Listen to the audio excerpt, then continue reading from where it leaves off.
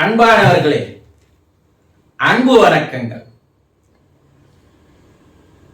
உங்கள் உள்ளத்திலே ஒளி வீசிக் கொண்டிருக்கின்ற அந்த கடவுளை நான் வணங்குகிறேன். ஒளி ஒளி எல்லாம் ஆனாய் நீயே. இறைவனை பற்றி தாய்மானவர் பாடுகின்ற ஒரு அற்புதமான வார்த்தை. எப்பா, இறைவா, கடவுளே, தெய்வமே, ஆண்டவனே, பரம்பொருளே, பரமசிவனே, பரமபிதாவே, நீ எப்படி இருக்கிற தெரியுமா? ஒளியாக இருக்கிறாய், வெளிச்சமாக இருக்கிறாய், ஒளியாக இருக்கிறாய், சத்தமாக இருக்கிறாய். இது ரெண்டு தான்பா உன்னுடைய உண்மையான தன்மை. வேற எதுவும் இல்லை. படங்கள்லயோ உருவங்கள்லயோ சிலைகளிலேயோ இல்ல. நீ வேற எங்கும் வெளியே அங்கே இல்லை. நீ ஒவ்வொருவருக்குள்ளமும் வெளிச்சமாக, தீபமாக, ஒளியாக இருந்து வருகிறாய். அதே நேரத்தில் சத்தமாக, சவுண்ட், ஓங்கார நாதமாக இருக்கிறாய். இத ரெண்டுமே மனிதர்கள் யாரும் தெரிந்து கொள்ளாமல் வெளியே தேடி அலைகிறார்கள். அதனால இறைவன் கிட்டயே அவர் என்ன சொல்றாரு? எப்பா, நீ என் உள்ள ஒளியாக இருந்து கொண்டிருக்கிறாய்.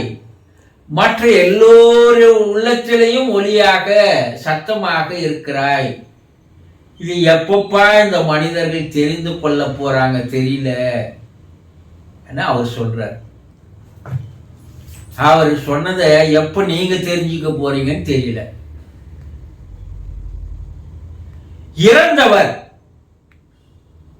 தன்னுடைய நினைவு நாள் என்று அவங்க இறந்தவங்க ஒரு வருடம் பொறுத்து என்ன பண்றாங்க? நினைவு நாள், முதலாம் ஆண்டு நினைவு நாள், இரண்டாம் ஆண்டு நினைவு நாள், மூன்றாம் ஆண்டு நினைவு நாள். 20-30 வருஷம் ஆனா கூட தந்தி பேப்பர் எடுத்து பார்த்தா 30வது ஆண்டு நினைவு நாள் ஆனு விளம்பரம் கொடுக்குறாங்க, பேனர் அங்க வைக்கிறாங்க இல்லையா? உங்கள் வீட்டில் இறந்து போனவர்களும் ஆண்டுதோறும் எந்த தேதியில் இறந்தாரோ அந்த தேதியை அடுத்த வருடத்தில் 1ஆம் ஆண்டு நினைவு நாளாக கொண்டாடுகிறீர்கள். இந்த ஒரு வருஷம் நீங்க நினைக்கல, இறந்த நாள்ல இருந்து ஒரு வருடங்களாக நீங்க நினைக்கலையா அவரை? ஆனா ஏன் அந்த நினைவு நாள் என்று, முதலாம் ஆண்டு நினைவு நாள் என்று கொண்டாடுகிறீர்கள்? யாரோ அதுக்கு முன்னாடி இருந்தவங்க எல்லாம் செய்தாங்க.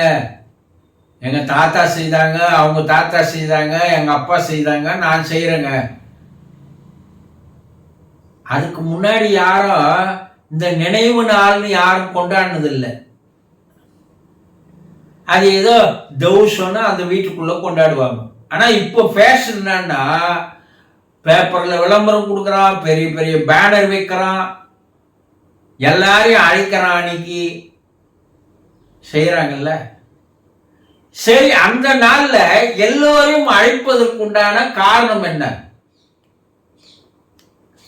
வசதி இருக்கிறவன் ஒரு 100 பேருக்காவது அன்னைக்கு சாப்பாடு போடுறான். ரொம்ப வசதி இருக்கிறவன் ஒரு 1000 பேருக்கு கோயில்ல போய் அன்னதானங்கள் பண்றான். வசதி இல்லாதவன் ஒரு 10 பேருக்காவது அவனுடைய வீட்டுல கூப்பிட்டு சாப்பாடு போடுறான். ஏன் இதை செய்யணும்? எதுக்காக இதை செய்யணும்? ஏதாவது தெரிஞ்சு செய்துக்கிறீங்களா? இல்ல, நீங்க என்ன சொல்றீங்க? அவர் நினைவு நாளுங்க, அவர் சந்தோஷம் பண்ணணும்னு நாங்க அதை செய்யறோம், அப்படிதான் எல்லாரும் நினைக்கிறீங்க இல்லையா? ஏதோ அந்த நாளைக்கு செய்தா அவருக்கு அந்த புண்ணியம் போய் சேருங்க அப்படின்னு செய்யறீங்க.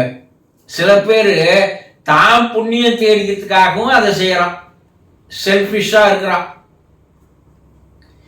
இதல்ல உண்மை. அந்த ஒரு ஆண்டுல அந்த ஆத்மாவானது சாந்தி அடையாமல் இருந்தால் அந்த நாளானது, அந்த ஆத்மாவானது தான் வாழ்ந்த வீட்டை நோக்கி வருகிறது. ஏன் வருது? உங்களுடைய கையால் சாப்பிட்டு 1 வருடங்கள் ஆயிடுச்சு. அந்த நாக்குனுடைய ருசி அது இன்னும் மறக்கல.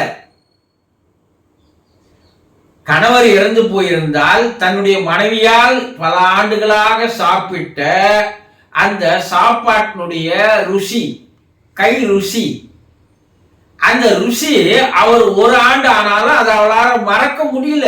அந்த ஆத்மானால அதை மறக்க முடியல. இதுதான் உண்மை. ஏன்னா மனிதர்கள் 5 புலனுக்கு அடிமையானவன் தான். நாக்கு ருசியாலேயே சாப்பிட்டு செத்தவனா இருப்பான் இல்லையா? எல்லா புலனுக்கும் நம்ம தீனியை போட்டு போட்டு போட்டு அதை வளர்த்துட்டு இருக்கிறோம். அப்ப அந்த 1 வருடம் நினைவு நாளாவது அவர் இங்க சாப்பிட வரலாம் என்ற எண்ணத்துல அதே கை ருசியை தேடி அவர் வருகிறார். அது என்ன குருஜி 1 வருஷமா அது காத்துன்னு இருந்தாங்க அப்படி கேட்கலாம். நாம் பூமியில் இருக்கின்ற கால நிர்ணயங்கள் அளவு 365 நாள் 1 வருடம் இல்லையா? ஆனா ஆவி உலகத்துல, யமலோகத்துல, சிவலோகத்துல அந்த நம்ம பூமியில என்ற அந்த 1 வருடங்கள் அவருக்கு 1 நாட்கள் தான், ஒரே நாள் தான் கணக்கு. இதுக்கு நீங்க வேத காலத்துக்கெல்லாம் போகணும், அந்த கணக்கெல்லாம் எடுக்கணும், கருட புராணத்துல படிக்கணும், புராணங்கள்ல உபநிடங்கள்ல படிக்கணும். மனிதர்கள் பூமியில் வாழ்கின்ற 1 வருடம் என்பது அங்கே வாழ்கின்ற ஆன்மாக்களுக்கு 1 நாள் தான்.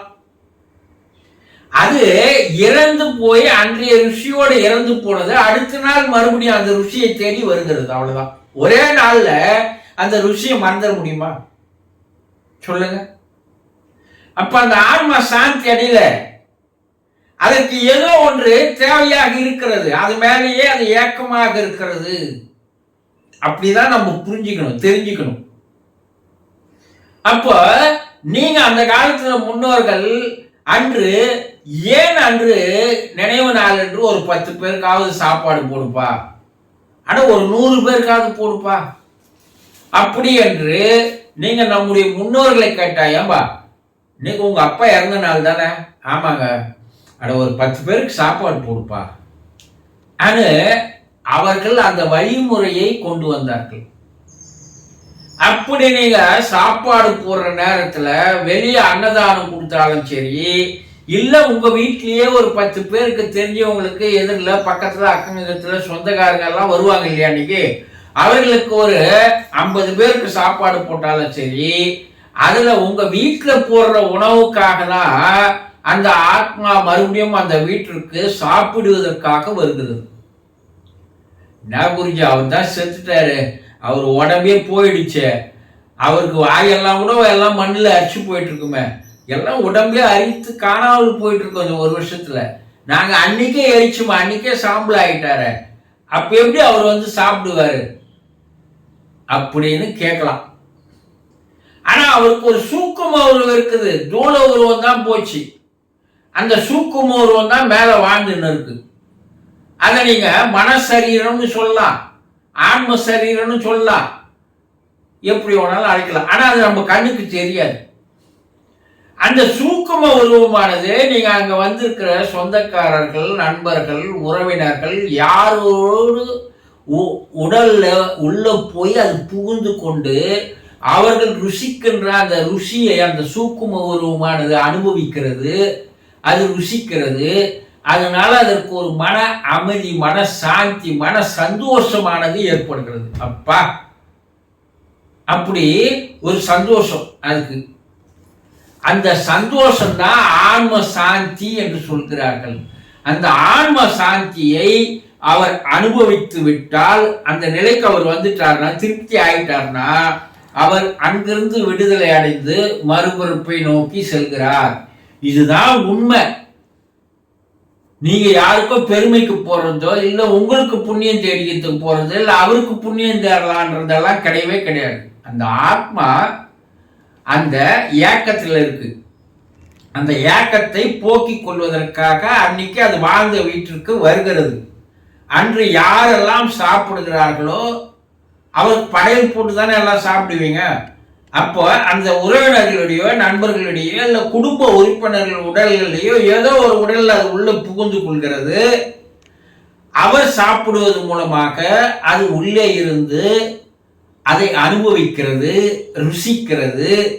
அதன் மூலமாக அதுக்கு ஒரு சந்தோஷம் கிடைக்கிறது. அதனால அது ஆன்ம சாந்தி அடைகிறது என்பதை தெளிவாக புரிந்து கொள்ளுங்கள். சந்தோஷம்.